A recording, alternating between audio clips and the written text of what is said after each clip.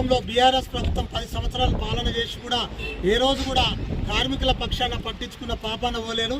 మరి ఇప్పుడు రేవంత్ రెడ్డి గారు వచ్చిన తర్వాత మరి ఈ రాష్ట్రంలో మరి లో బడ్జెట్ ఉన్నప్పటికీ కూడా మరి కార్మికులు వాళ్ళు బతుకుదేరును చూసి మరి పట్టణ ప్రాంతంలో నివసిస్తున్న కార్మికులకు వాళ్ళకి ఇచ్చే వేతనము సరిపోవట్లేదు. వారు కనీసము ఇంట్లో కిరాయిలు కానీ ఇంట్లో మరి సరుకులు కానీ వాళ్ళకి వచ్చే జీతం సరిపోతలేదనే ఉద్దేశంతో మరి ముఖ్యమంత్రి గారు మరి వారిని దూరదృష్టంతో ఆలోచన చేసి ఇవాళ 3 పట్టణ మరి గ్రామీణ నగర దృష్టిని పెట్టుకొని మరి అక్కడున్న కార్మికులను మరి వారి ఏమంటారు మరి స్కిల్ అన్స్కిల్ సెమీ స్కిల్గా విభజించి వాళ్ళకు వేతనాలు పెంచడం జరిగింది.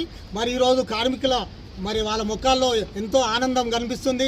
ఎందుకంటే ఎన్నో సంవత్సరాల నుంచి తక్కువ జీతానికి వాళ్ళు కార్మికులు పనిచేయలేని పరిస్థితి, వాళ్ళకి ఇంట్లో గడవలేని పరిస్థితి మనం అందరం గమనించాం. ప్రతి ఇంట్లో కూడా ఆలుమొగలు పనిచేస్తే కానీ వాళ్ళు ఇల్లు గడిచే పరిస్థితి లేదు ఈ పట్టణంలో. మరి ఆ ఉద్దేశంతోనే ఇవాళ 14,000 నుంచి 22,000 వరకు మరి ముఖ్యమంత్రి గారు ఈ వేతనాలు పెంచడం జరిగింది. మరి ఇంతకుముందు గతంలో వారికి వేతనం సరిపోక చాలామంది కూడా కార్మికులు రాక మనం చూస్తూ ఉన్నాం.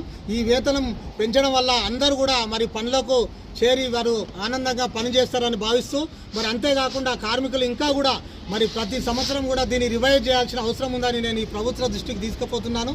మరి అంతేకాకుండా మరి రాబోయే రోజుల్లో ఈఎస్ఐ పిఎఫ్ కూడా వాళ్ళకు ఖచ్చితంగా ఈ ప్రభుత్వం నుంచి వస్తుందని ఆశిస్తూ మరి వారికి ఇంకా భవిష్యత్తులో ఇంకా అనేక సౌకర్యాలు కల్పించి వాళ్ళ పిల్లలకు చదువులు కూడా ఉచితంగా మరి పొందేటట్టు వాళ్ళకు ప్రభుత్వం అన్ని విధాల వరకు హాస్పిటల్ కానీ అన్ని విషయాల్లో కూడా వాళ్ళకు జిహెచ్ఎంసీ నుంచి ఈ కార్మికులకు ప్రొడ్యూస్ చేయాల్సిందిగా ఈ ప్రభుత్వం దృష్టికి దొరకపోతూ మరొకసారి మరి అంతేకాకుండా ఈ రాష్ట్ర ప్రభుత్వం వచ్చిన తర్వాత అనేక సంక్షేమ కార్యక్రమాలు మనం చూస్తూ ఉన్నాం.